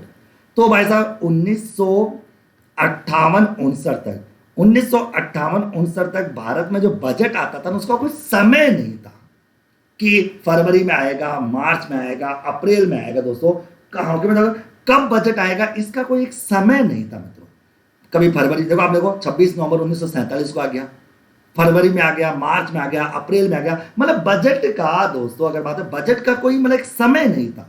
तो भाई साहब उस समय तो यहां पर कोई निश्चित समय नहीं, no time limit. Okay, no, अगर मतलब निश्चित समय नहीं था, मैं ऐसा लिखता हूं निश्चित समय नहीं था, निश्चित समय नहीं था, मतलब निश्चित समय नहीं था, कोई समय नहीं था। तो 58-59 का जो बजट प्रस्तुत किया दोस्तों देश के प्रथम प्रधानमंत्री, जिनका नाम था जवाहरलाल नेहरू। जवाहरलाल नेहरू जी ने दोस्तों क्या हुआ 58-59 का बजट प्रस्तुत किया। अब मजेदार बात देखो, एक मजेदार बात हो सुनिए, जवाहरलाल नेहरू उस समय देश के प्रधानमंत्री थे। और एक बात है दोस्तों, भारत के इतिहास में ऐसा कहीं पर भी नहीं लिखा गया है कि बजट डिक्लेयर कौन करेगा। जब कोई बच्चों बताओ तो बच्चों से जब पूछते ना कि बताओ बजट कौन डिक्लेयर करता है, बच्चा बोलता है वित्त मंत्री डिक्लेयर करता है। तो भाई साहब वित्त मंत्री ने कोई कॉपीराइट करा रखा है क्या, या वित्त मंत्री ने कोई ठेका ले रखा है क्या? नहीं दोस्तों, भारत के इतिहास में कहीं पर भी अच्छा संविधान में तो कोई बात ही नहीं है। जब बजट का उल्लेख संविधान में है ही नहीं तो भाई साहब पे बात ही नहीं है। तो बजट कौन डिक्लेयर करेगा ऐसा कहीं पर भी कोई प्रोविजन नहीं है। तो उस समय पंडित जवाहरलाल नेहरू देश के प्रधानमंत्री थे, और प्रधानमंत्री होते होते दोस्तों उसने डबल रोल की भूमिका निभाई। भाई उसमें तूफान मचा दिया, और उन्होंने प्रधानमंत्री के साथ साथ वित्त मंत्री के रूप में बजट भी जारी कर दिया, क्योंकि कभी कभी प्रधानमंत्री जो वित्त मंत्री का चार्ज भी ले सकता है, ऐसा संविधान में कहा गया है। तो 1958-59 का प्रस्तुत कर रहे वित्त मंत्री ने कहा दोस्तों कि जवाहरलाल ने कहा कि बजट जो है मित्रों वो आपका यानी 2017-18 तक ये कहा गया कि बजट जो है मित्रों वो फरवरी माह के अंतिम कार्य दिवस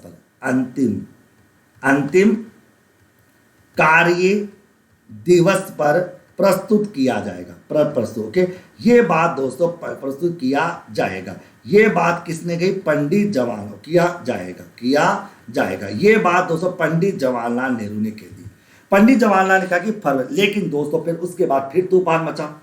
17-18 में दोस्तों वापस से विवेक देवराय समिति ने एक तो दोस्तों रेल बजट को आम बजट के साथ जोड़ दिया, और वापस से विवेक देवराय समिति ने क्या कहा कि बजट फरवरी के दोस्तों अंतिम कार्य दिवस पर नहीं, विवेक देवराय समिति, मैं लिख दूं, विवेक देवराय समिति ने वापस से क्या कहा कि बजट जो है मित्रों विजय के द्वारा ये कहा गया कि बजट जो है मित्रों फरवरी के प्रथम कार्य दिवस होगा, फरवरी के प्रथम कार्य दिवस पर होगा, फरवरी के प्रथम कार्य दिवस पर प्रस्तुत किया जाएगा। और तब से लेकर आज तक भारत में 1 फरवरी को बजट डिक्लेयर होता है। देखो जो 1 फरवरी को नहीं होगा, अगर 1 फरवरी का संडे हो तो 2 फरवरी को होगा।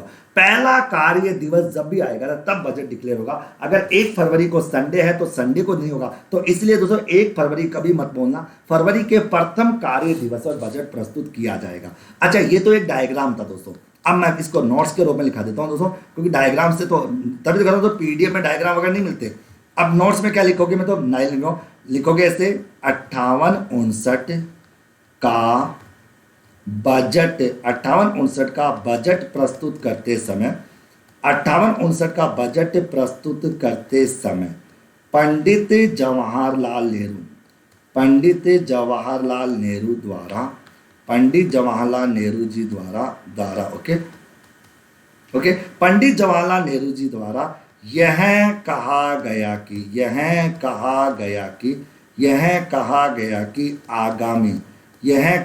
कि आगामी सभी बजट फरवरी माह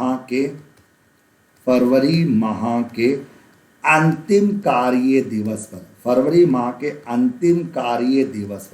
अंतिम कार्य दिवस पर प्रस्तुत किए जाएंगे, प्रस्तुत किए जाएंगे।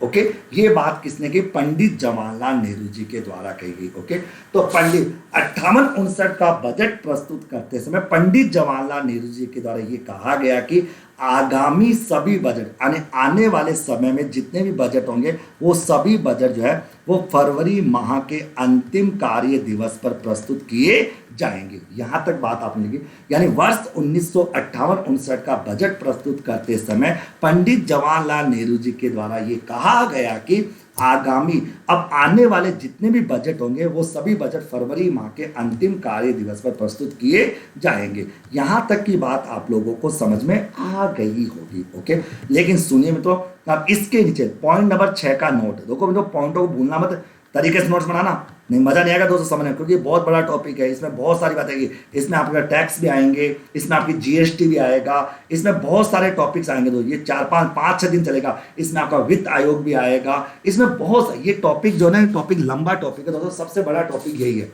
अच्छा दोस्तों, समझने के लिए दोस्तों बहुत ज्यादा जरूरी है। अब नोट डाल के क्या लिखोगे कि विवेक, ये 6ठे पॉइंट का नोट है, विवेक देवराय समिति की सिफारिश पर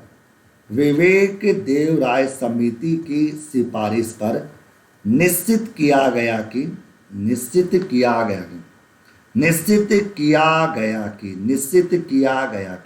विवेक देवराय समिति की सिफारिश पर निश्चित किया गया कि बजट फरवरी माह के प्रथम कार्य दिवस पर, फरवरी माह के प्रथम कार्य दिवस पर प्रस्तुत किए जाएंगे। ओके, प्रस्तुत किए जाएंगे। ओके, तो मैंने कहा कि विवेक देवराय समिति की सिफारिश पर यह निश्चित किया गया कि बजट फरवरी माह के प्रथम कार्य दिवस पर निश्चित किए जाएंगे तथा मित्रों स्वतंत्र भारत का पहला बजट 2017-18 है, जिसे 1 फरवरी 2017 को घोषित किया गया।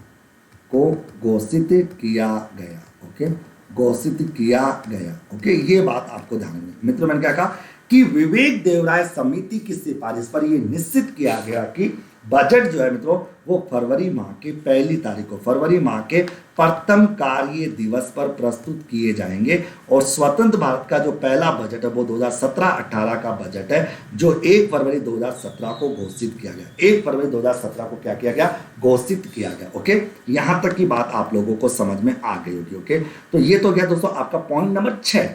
अब पॉइंट नंबर 7। दोस्तों पॉइंट तो सही बना रहे हो तुम लोग? कहीं पॉइंट, पहला पॉइंट था दोस्तों किसका? जेम्स विल्सन का।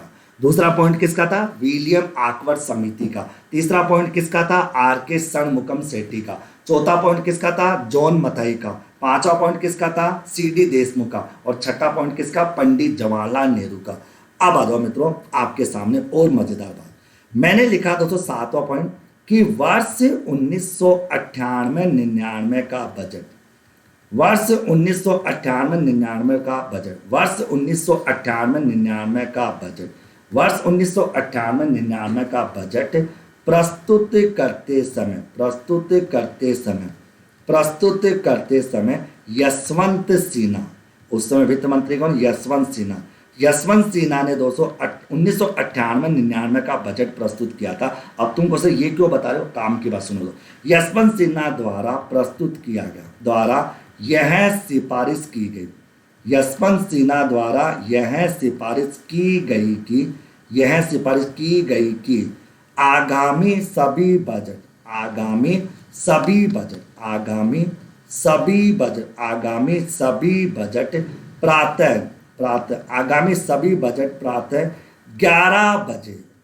11 बजे घोषित किए जाएंगे। दोस्तों मैं आपको मजेदार बताऊं दोस्तों, 1900 किए जाएंगे। ओके, 1998-99 तक आप अपने दादाजी से पूछना, पहले बजट शाम के 5 बजे डिक्लेयर होता था, लेकिन 1998-99 से लेकर आज तक बजट जो वो प्रातः 11 बजे डिक्लेयर होता है। तो संसद में 11 बजे प्रस्तुत हुआ, लेकिन 1998-99 से पहले दोस्तों बजट जो था वो रात के शाम के 5 बजे डिक्लेयर होता था। लेकिन उस समय लड़ाई दंगे ज़्यादा हो जाते थे, बहुत ज़्यादा प्रॉब्लम हो जाती थी। तो यशवंत सिन्हा ने दोस्तों ये सिफारिश रखी कि नई बजट जो है मित्रों वो सुबह 11 बजे डिक्लेयर होना चाहिए। और यशवंत सिन्हा की सिफारिश पर दोस्तों बजट जो है वो 11 बजे डिक्लेयर किया जाता है। बताओ मित्रों यहाँ तक समझ में आ गई क्या मित्रों? यहां तक की दोस्तों बात में समझ में आ गई क्या मित्रों के? अब देखो समझ आया दोस्तों। तो वर्ष 1998-99 का बजट प्रस्तुत करते समय यशवंत सिन्हा के द्वारा ये सिफारिश की गई कि आगामी सभी बजट जो है वो प्रातः 11 बजे डिक्लेयर होंगे, यानी 11 बजे उनकी घोषणा होगी, सुबह 11 बजे आ जाएंगे। ओके, ये था दोस्तों आपका 7वां बिंदु। अब बात करते तो 8वां बिंदु में। तो 8वां बिंदु ये कहता है कि वर्तमान बजट, जिसके बारे में पढ़ाऊंगा अभी, वर्तमान बजट कौन सा था? 2021-22। तो वर्तमान बजट 2021-22, वर्तमान बजट 2021-22 को 1 फरवरी 2021 में, 1 फरवरी 2021 को वित्त मंत्री, बताओ वित्त मंत्री कौन मित्रों? वित्त मंत्री श्रीमती निर्मला सीतारमण द्वारा, श्रीमती निर्मला सीतारमण द्वारा प्रस्तुत किया गया। ओके, प्रस्तुत किया गया। हालांकि मैं आपको पूरा बजट पढ़ाऊंगा, आपको 2021-22 का पूरा बजट पढ़ाऊंगा, लेकिन दोस्तों अब सुनिए। तो मैंने कहा कि वर्तमान बजट 2021-22 को 1 फरवरी 2021 को वित्त मंत्री निर्मला सीतारमण के द्वारा प्रस्तुत किया गया। तो ये तो था तो भारत का पूरा इतिहास कि कब कब बजट के बारे में किस किसने क्या क्या टांग अड़ाई, कि भारत में जो बजट प्रणाली का जो इतिहास है 18 फरवरी 1860 से लेकर 1 फरवरी 2021 तक का जो पूरा इतिहास है, वो पूरा इतिहास मैंने आपको समझा दिया, पूरा इतिहास आप लोगों को बता दिया मित्रों। यानी पूरे इतिहास की जब बात आती है, देखो मित्रों कैसे आपको याद हो मेरे पहले से, देखो मित्रों सुनिए मित्रों एक बार इसकी रेल सुनो। तो रेल देखो, रेल कैसे समझोगे? मैंने बताया दोस्तों कि भाई साहब 18 फरवरी 1860 सबसे पहले रेल का डिब्बा ये, यहाँ से रेल शुरू होती है मित्रों के। और इस रेल के डिब्बे में कौन बैठा मित्रों? इस रेल के डिब्बे में जेम्स विल्सन भाई साहब बैठे। कौन बैठे? James Wilson. ओके, यहाँ पर जो बैठे उसका नाम है जेम्स विल्सन दोस्तों। ओके, यहाँ पर जो है उसका नाम है जेम्स विल्सन, जो है इसका नाम है। ओके मित्रों, आगे फिर आता है दोस्तों रेल का दूसरा डिब्बा। फिर आता है दोस्तों रेल जैसे, ओके रेल जैसे आगे बढ़ी मित्रों तो आती कहानी कब दोस्तों? कहानी आती है 1923-24 की। तो 1923-24 में इस समय रेल के डिब्बे में जो बैठा मित्रों उसका नाम है विलियम आकवर्ड कमेटी। तो उसका नाम क्या मित्रों, उसका नाम है विलियम आकवर्ड कमेटी नाम। ओके, उसका नाम मैंने बताया William Acworth committee. Okay, William Acworth committee. तो विलियम आकवर्थ कमेटी के बारे में बता दिया। आकवर्थ कमेटी जिसने रेल बजट को आम बजट से क्या कर दिया था, अलग कर दिया। ओके, फिर आगे की कहानी को चलते हैं, मतलब आगे की रेल के डिब्बे की बात करते हैं। फिर अपन जैसे जैसे आगे बढ़े में तो फिर आता है दोस्तों आपका 26 नवंबर 1947। 26 नवंबर 1947 इस समय दोस्तों स्वतंत्र भारत का, दोस्तों कौन सा बताओ, स्वतंत्र भारत का जो पहला बजट था, स्वतंत्र भारत का जो पहला बजट था, स्वतंत्र भारत का जो पहला बजट था वो किसने प्रस्तुत, आर के षणमुखम शेट्टी के द्वारा, आर के षणमुखम शेट्टी के द्वारा प्रस्तुत किया गया। Okay, are K Shanmukham Shetty जी इस समय बजट में प्रस्तुत किया। फिर अपन आगे बढ़े दोस्तों, उसके बाद थोड़ा आगे बढ़े में तो फिर मैं आपको अगला इतिहास का 1950 की ओर लेके गया। तो गणतंत्र भारत का जो पहला बजट, गणतंत्र भारत का जो पहला बजट है वो किसने प्रस्तुत किया, जॉन मथाई। ओके, किसने किया, जॉन मथाई के द्वारा। ओके, यानी जो 1950 ये आएगा जॉन मथाई के द्वारा, किसके द्वारा, तो जॉन मथाई के द्वारा प्रस्तुत किया गया, जॉन मथाई के द्वारा प्रस्तुत किया गया। 1950 में जॉन मथाई के द्वारा क्या किया गया, प्रस्तुत किया गया। ओके, फिर अपन थोड़ा आगे चले तो फिर आगे आता है दोस्तों रेल का डिब्बा आगे 1955-56 में दोस्तों कौन था, सीडी देशमुख, जिसने हिंदी और अंग्रेजी में दोस्तों यानी बजट को हिंदी और अंग्रेजी में प्रस्तुत करने की बात कहेगी कि बजट जो है हिंदी और अंग्रेजी दोनों में प्रस्तुत होना चाहिए। तो यहाँ पर आएगा सीडी देशमुख, चिंतामणि द्वारका नाथ देशमुख जो है तो सीडी देशमुख साहब आ जाएंगे। फिर अपन आगे की बात करें तो आगे की कहानी देखें, फिर आता है दोस्तों 1958-59 का बजट। 1958-59 से पहले दोस्तों बजट का कोई समय नहीं था, तो बजट फरवरी माह के अंतिम कार्य दिवस पर प्रस्तुत किया जाएगा। ये बात कहने वाला व्यक्ति कौन था, तो इसका नाम था पंडित जवाहरलाल नेहरू। इसका नाम था तो पंडित जवाहरलाल नेहरू। तो पंडित जवाहरलाल नेहरू का नाम भी यहाँ पर आ जाता है बजट को लेकर, पंडित जवाहरलाल नेहरू को लेकर भी दोस्तों नाम आ जाता है। ओके, फिर अपन कहानी के अगले डिब्बे की ओर चलते हैं। तो यहाँ पर कहानी का अगला डिब्बा आता है मित्रों, वो आप कह जाएगा इधर चलते चलते चलते यहाँ तक आ जाएगा। तो यहाँ पर आ जाएगा मेरे प्यारे साथियों 1998-99, 1998-99 और 98-99 का जो नाम आता है वो किसके लिए आता है, यशवंत सिन्हा के लिए आता है, जिसने कहा था कि बजट जो है मित्रों वो प्रातः 11 बजे डिक्लेयर होना चाहिए। तो ये जो 1998-99 का जो नाम आता है ये किसके लिए आता है, यशवंत सिन्हा के लिए आता है। तो किसके लिए, यशवंत सिन्हा के लिए नाम आता है, तो यशवंत सिन्हा। फिर अपन आगे की ओर बड़े मित्रों, आगे की कहानी देखें, कहानी चलती गई दोस्तों। फिर आता है 17-18 का ईयर, 17-18 की ईयर की बात करूं तो इस समय किसका नाम आता है, तो इस समय विवेक देवराय का नाम आता है, जिसने 2 तूफान मचाए थे दोस्तों। विवेक देवराय ने कहा था एक तो रेल बजट को आम बजट के साथ जोड़ दो, और एक क्या कहा था दोस्तों, बजट जो वो फरवरी माह के प्रथम कार्य दिवस पर आएगा। तो इस समय दोस्तों तूफान के विवेक देवराय की बात आती है, तो विवेक देवराय समिति। ओके, विवेक देवराय समिति ने 2 सुझाव दिए थे, एक तो बजट जो है वो फरवरी माह के प्रथम कार्य दिवस से प्रस्तुत होना चाहिए, और एक कहा था कि फरवरी जो बजट जो है तो आम बजट और रेल बजट दोनों एक होंगे। फिर आता है दोस्तों 2021-22 की बात करते हैं। तो 2021-22 का जो बजट प्रस्तुत किया था वो किसके द्वारा किया गया, तो वो किया गया आपकी श्रीमती निर्मला सीतारमण के द्वारा। बताइए मित्रों, ये पूरी इतिहास, ये पूरी भारत में जो बजट को लेकर श्रीमती निर्मला सीतारमण के द्वारा, ओके, निर्मला सीतारमण के द्वारा, निर्मला सीतारमण के द्वारा प्रस्तुत किया गया वर्तमान में। बताओ तो ये पूरी रेल जो चली आ रही है तो यानी मैंने भारत में बजट प्रणाली के इतिहास को लेकर जो आपको कहानी बताई है, ये कहानी आप लोगों को समझ में आई या नहीं, यस या नो, ये पूरी कहानी आप लोगों को समझ में आई या नहीं। तो बताओ भारत में बजट प्रणाली का जो इतिहास है 18 फरवरी 1860 से लेकर 1 फरवरी 2021 तक का जो इतिहास मैंने आपको बताया, उस इतिहास का जो दर्शन मैंने आपको बताया, ये दर्शन आप लोगों को समझ में आया नहीं, यस या नो।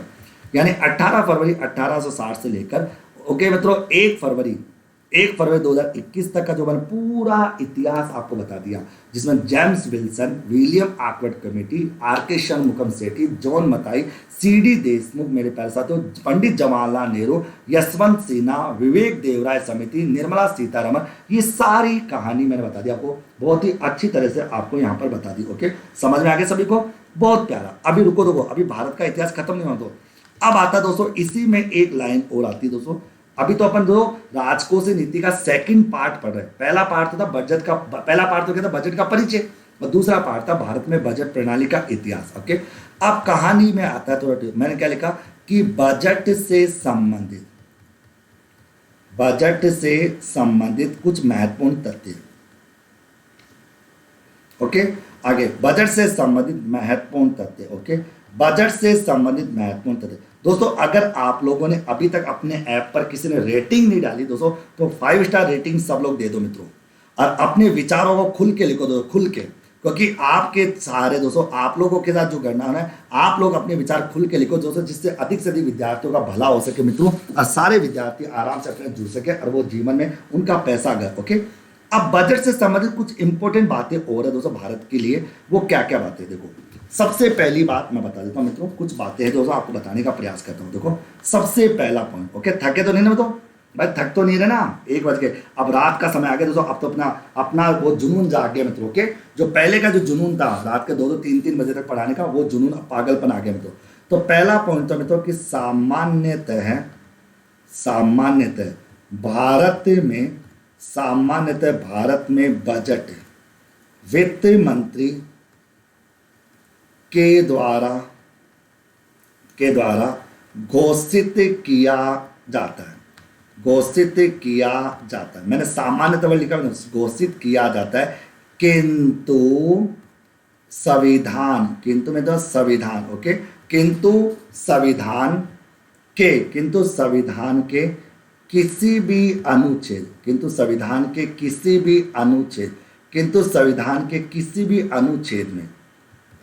में इस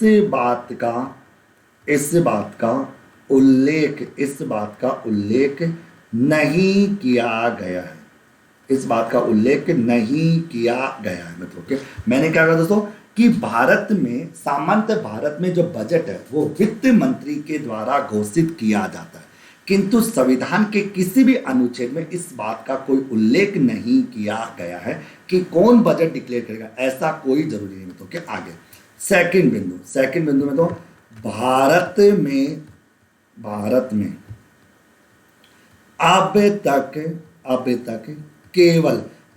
अब तक केवल दो वित्त मंत्री ऐसे रहे हैं मित्रों, केवल अब तक के इतिहास में केवल 2 ही वित्त मंत्री ऐसे रहे हैं जो बजट घोषित नहीं कर पाए, ओके। यानी अब तक के भारत के इतिहास में, मैंने कहा था कि भारत में अब तक केवल 2 वित्त मंत्री ऐसे रहे हैं जो बजट घोषित नहीं कर पाए। अब भाई साहब वो कौन कौन से, एक का नाम है दोस्तों केसी नियोगी, और केसी नियोगी के बारे में दोस्तों तुम आगे भी पढ़ोगे। भारत का जो पहला वित्त आयोग था, उस पहले वित्त आयोग के अध्यक्ष भी कौन थे, केसी नियोगी थे। और केसी नियोगी की अध्यक्षता में जो समिति बनी थी, जिसकी सिफारिश पर योजना आयोग का गठन हुआ था, वो भी केसी नियोगी समिति मित्रों के। और केसी नियोगी की बात करें, केसी नियोगी दोस्तों देश के पहले वित्त मंत्री है दोस्तों जो बजट डिक्लेयर नहीं कर पाए, क्योंकि इनका कार्यकाल बहुत छोटा था। एक था तो हेमतवी नंदन बहुगुणा, ओके, नंदन बहुगुणा।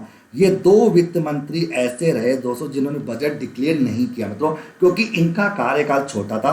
तो भारत के जनरली क्या होता है, जैसे तो जनरली क्या होता है कि भारत में बजट डिक्लेयर करने का काम वित्त मंत्री का है, लेकिन संविधान में तो ऐसा कुछ भी नहीं कहा गया कि बजट कौन डिक्लेयर करेगा। संविधान में इस चीज को लेकर किसी भी बात का कोई उल्लेख नहीं।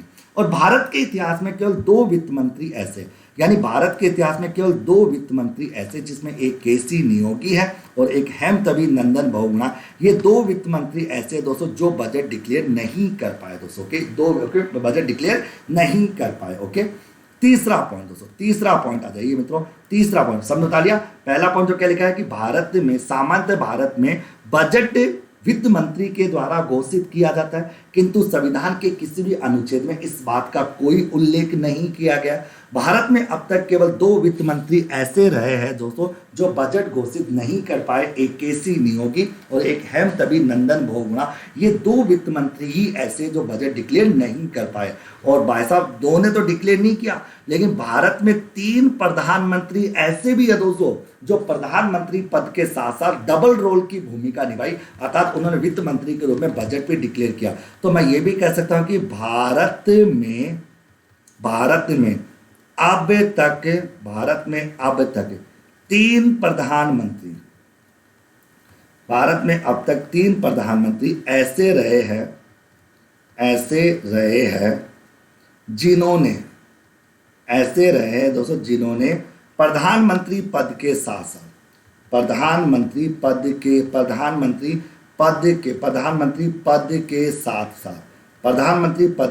साथ वित्त मंत्री के रूप में वित्त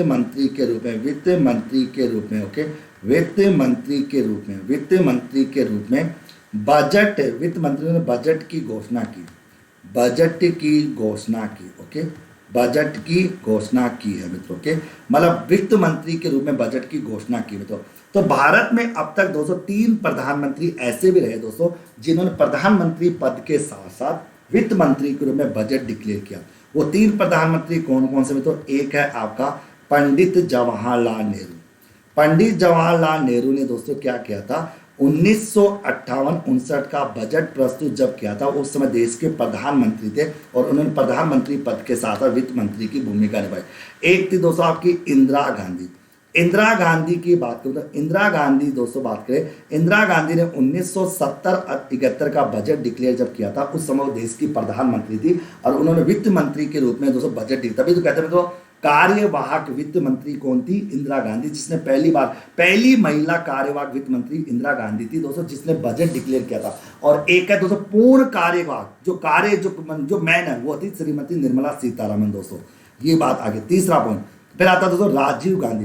राजीव गांधी जी ने दोस्तों 1987-88 का बजट प्रस्तुत किया था। 1987-88 का जब बजट प्रस्तुत किया था, उस समय देश के प्रधानमंत्री थे और उन्होंने वित्त मंत्री के रूप में बजट डिक्लेयर किया। तो मित्रों, मैंने तीसरा पॉइंट ये बताया आप लोगों को, ये समझाया कि भारत में अब तक 3 प्रधानमंत्री ऐसे हैं जिन्होंने प्रधानमंत्री पद के साथ साथ वित्त मंत्री के रूप में बजट डिक्लेयर किया। पंडित जवाहरलाल नेहरू 58-59 का बजट मित्रों, ओके, इंदिरा गांधी 70-71 का बजट और राजीव गांधी 1987-88 का बजट, जिन्होंने प्रधानमंत्री पद के साथ साथ वित्त मंत्री के रूप में बजट डिक्लेयर करने की बात यहां पर आ जाती है। फिर बात करें चौथा बिंदु, फिर आता दोस्तों भारत में सर्वाधिक बार, अगर तुमसे बोला कि भारत में सर्वाधिक बार बजट घोषित, सबसे ज्यादा सर्वाधिक बार भारत में सर्वाधिक बार बजट घोषित करने का श्रेय जो है वो किसको जाता है? मोरारजी देसाई को जाता है। किसको जाता है? मोरारजी देसाई को जाता है। ओके, मोरारजी देसाई को जाता है। ओके, मोरारजी देसाई को जाता है। ओके, तो मित्रों मैंने कहा कि भारत में सबसे ज्यादा बार मोरारजी देसाई ने दोस्तों अब तक 10 बार बजट डिक्लेयर किया, 10 बार। तो भारत में दोस्तों भारत में सबसे ज्यादा बार बजट घोषित करने का जो पावर है दोस्तों के, वो किसके पास आता है? मोरारजी देसाई जाता है। और ओके बताओ आगे, और मोरारजी देसाई दोस्तों देश के एकमात्र ऐसे गैर कांग्रेसी प्रधानमंत्री है दोस्तों, पहले गैर कांग्रेसी प्रधान जिन्होंने जनता सरकार के रूप में 1977 में प्रधानमंत्री का पद धारण किया था और 1978 में कांग्रेस की जो पंचवर्षीय योजना थी उसको समय से पहले समाप्त कर दिया था मोरारजी देसाई ने। तो भारत में सबसे ज्यादा बार बजट डिक्लेयर करने का जो श्रेय है, सबसे ज्यादा बार जो बजट डिक्लेयर करने का जो श्रेय जाता है वो किसको जाता है? मोरारजी देसाई को जाता है, जिन्होंने 10 बार बजट डिक्लेयर किया, 10 बार। ओके, ये आपका चौथा बिंदु। अब फिर उसके बाद का 5वां बिंदु दोस्तों, 5वां बिंदु कहता है कि भारत में ऐसे 4 प्रधानमंत्री रहे मित्रों, भारत में ऐसे 4 प्रधानमंत्री रहे हैं जो भारत में ऐसे 4 प्रधानमंत्री रहे हैं जो प्रधानमंत्री बनने से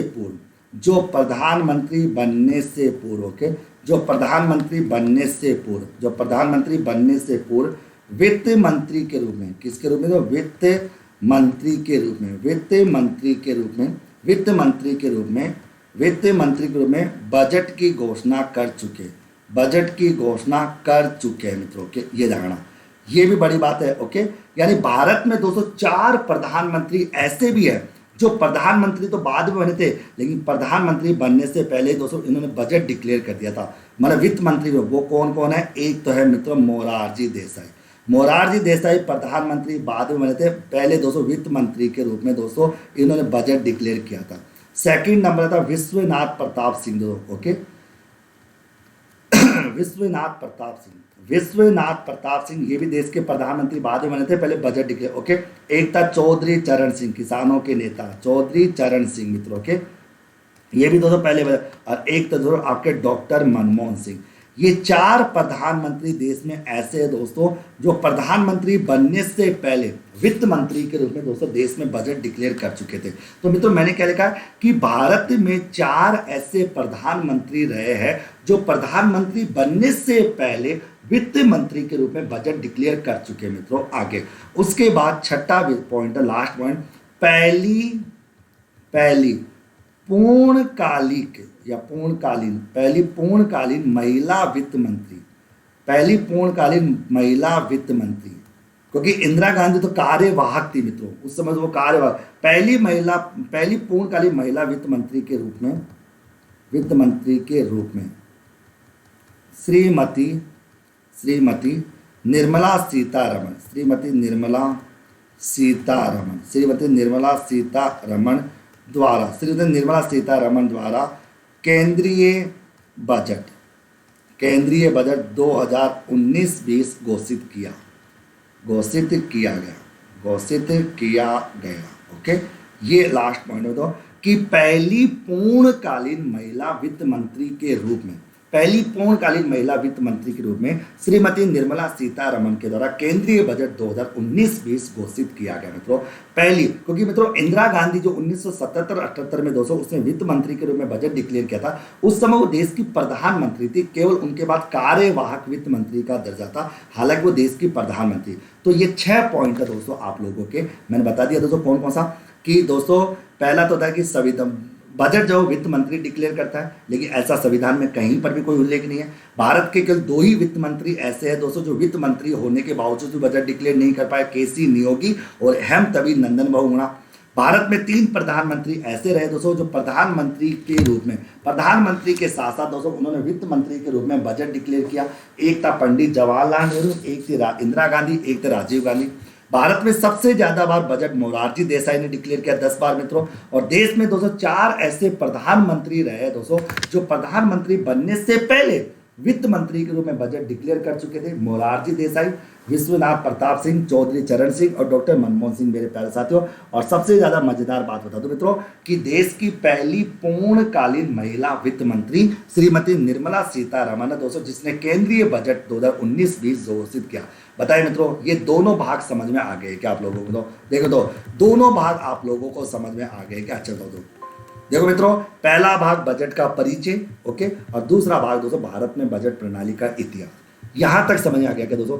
आगे चलेगा दोस्तों बजट के तत्व कि बजट के अंदर किन किन तत्वों को शामिल करते हैं। राजस्व बजट क्या होता है, पूंजीगत बजट क्या होता है, राजस्व घाटा क्या होता है, पूंजीगत घाटा क्या होता है, राजकोषीय घाटा क्या होता है। हर पॉइंट सिस्टमेटिकल चलेगा दोस्तों, हर बिंदु सिस्टमेटिकल चलेगा, जल्दबाजी नहीं होगी। मैंने कहा ना 7-8 क्लासें लगेगी इसके लिए दोस्तों। ये पॉइंट इतना बड़ा है कि इसमें 7-8 क्लास लगेगी क्योंकि इसमें बहुत सारे पॉइंट कवर होंगे। यही आपके सिलेबस का सबसे बड़ा टॉपिक है। उसके बाद तो छोटे छोटे टॉपिक, एक एक दिन के टॉपिक है जिनको मैं उसे पढ़ाऊंगा। ओके, 15 अगस्त तक आप लोगों का कंप्लीट कोर्स मैं करा दूंगा। उसके बाद आपकी टेस्ट सीरीज शुरू कर दूंगा। टेस्ट सीरीज तो अभी चलती रहेगी, टेस्ट सीरीज तो आपकी अभी भी चलती रहेगी, समय समय पर आपके टेस्ट चलते रहेंगे दोस्तों। और 15 अगस्त तक आप पूरा कंप्लीट करूंगा दोस्तों। यहां तक सारी बातें समझ आ गई दोस्तों? ओके, तो यहां तक अगर सारी बातें समझ आ गई दोस्तों तो अभी के लिए मैं विदा लेता हूं दोस्तों। 1 बज चुका मित्रों। ओके, धन्यवाद। तो रात को डेली क्लास अपन रखेंगे दोस्तों। 15 अगस्त तक आपकी रात को डेली क्लास रखी जाएगी दोस्तों, क्योंकि मैं इकोनॉमिक्स का कोर्स आपका कंप्लीट कराना चाहता हूँ। आरएस और एसआई के बच्चों को बिल्कुल फ्री करना चाहता हूँ, इनको सारी बातें कवर कराना चाहता हूँ। ओके,